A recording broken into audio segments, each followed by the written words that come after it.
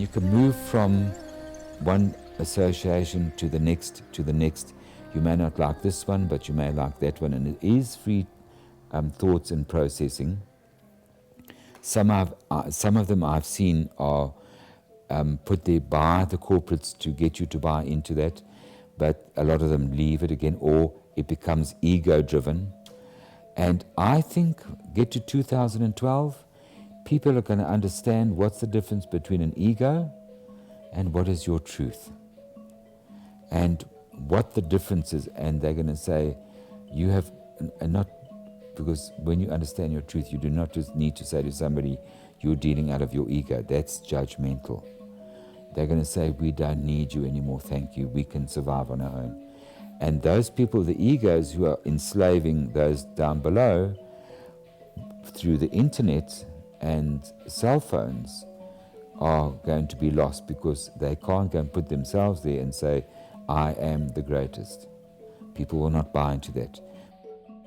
And I think Wikipedia is just one of the most amazing avenues that we have to go and explore and research. Fortunately, it's the people who make it, but there are people who monitor it so that it keeps the message real. And for the first time, we have a freedom to go and write something and share with other people in a short space and a short message, and also read about other people. And then for the first time, it's not the corporates, it's not the parents, it's not your peer group, it's what's being written there. And it's going to transform again into understanding what is good, what you need, and what you must discard. Because I've researched a lot of websites, and there are billions, and I can't get to them all, but I've gone to all the genres. And I mean, you need to understand that there are a lot of people who are not, and in my expression, are really not well in the head, and they are suppressed, and they have a medium called internet to put it out there and try and assert themselves on other people, which is wrong. And some child might pick this up. What we need to understand with the information technology and internet and cell phones is that what it has done in the beginning, and it's like a child, it has a purpose, it has a beginning, it crawls around, bumps, makes a lot of mistakes, and does a lot of things. What it has taught people is that you are free to express what you want. So you can express anything you want on the internet, and they've tried to put rules and regulations in, but of course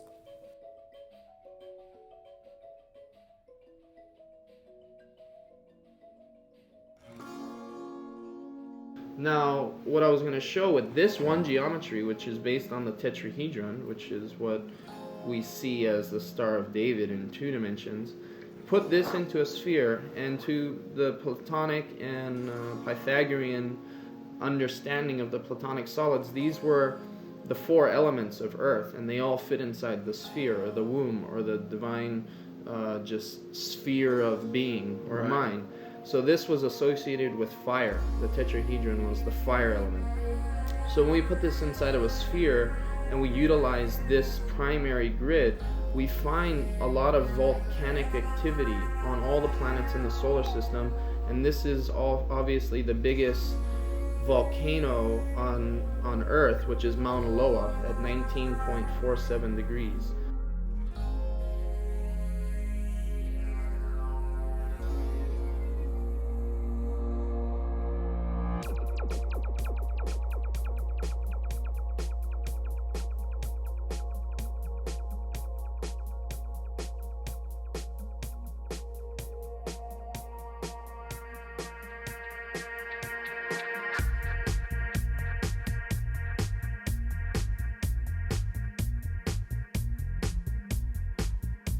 When we have these energetic points on the planet, like the Middle East, like Jerusalem, we have Hawaii, we have these special points where there's always been religious interest. They're usually at these points because you put this grid over the planet and then you get all the ley lines where you can see that they're kind of accessing this hyperdimensional spiritual potential that the geometry is allowing them to have. So they usually build a temple in accordance with this. And everybody that understood true religion was this science. They knew where to build these because they could overlay this map over the earth. If you build a pyramid or a artificial structure on this point, it's going to harness that energy and bring it in for either for the initiate or for the the monks or whoever is occupying the temple. So it accelerates spiritual evolution.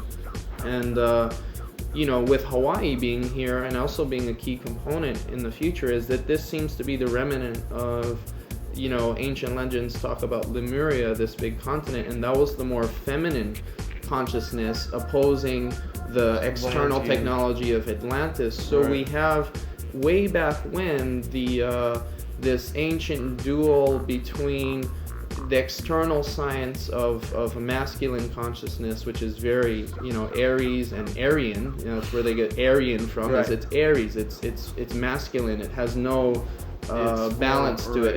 It's very mental and egotistical, ego, and Mars, like that. So that was Atlantis, and its polar opposite was the internal, natural, spiritual Lemurian people, which are the motherland of Native Americans, Tibetans, Indians, the Eastern cultures, China, the Aborigines, and all the Polynesian cultures.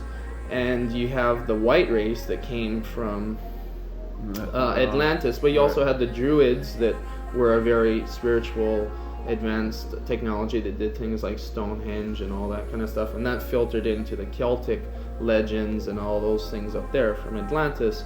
So we had these warring consciousness way back in prehistory, ancient civilization times. I mean, this could even be 100,000 years ago. And they battled, and then the whole the whole thing restarts. It goes all the way up to now, where we now have Hawaii, which is playing a big role in the future in science and looking into outer space and all these things, and it's a very central part. And we still have this hold on drama. Running out of battery. Oh shit.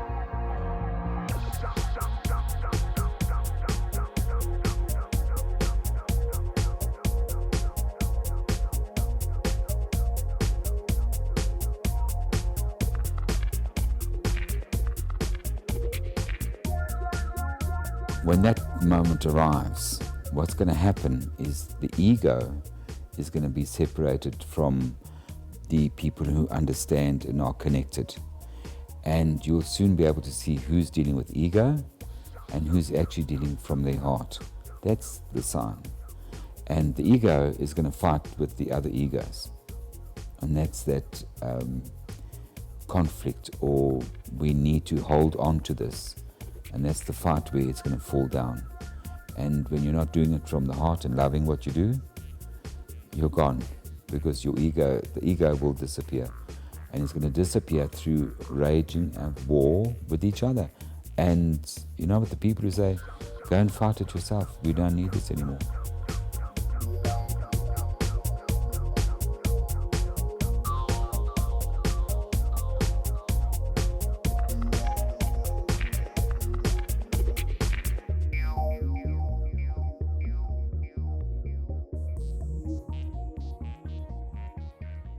When you're doing what you enjoy most and you love it, other people can feel that coming out of you and will enjoy being around you.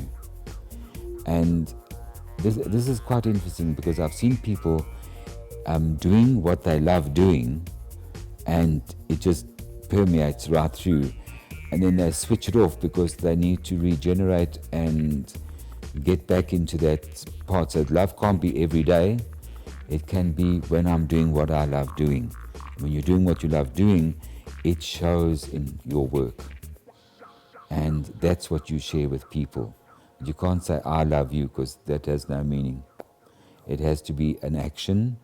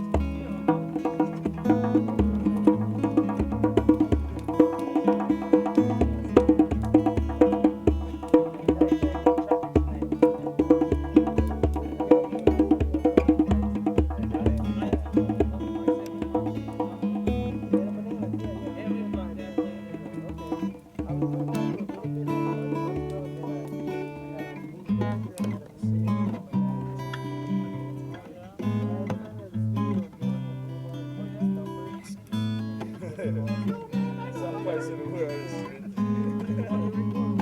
In a France,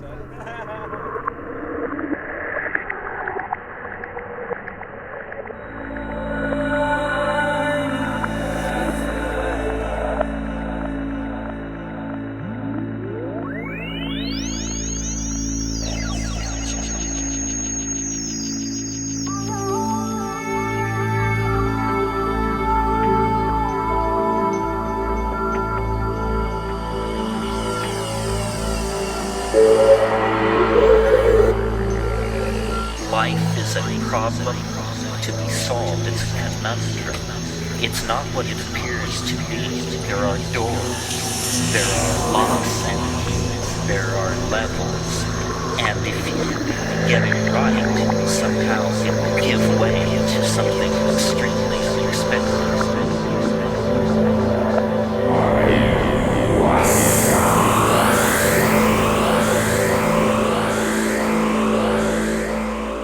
And the whole thing is because you'll understand who you are and why you are. That's your freedom.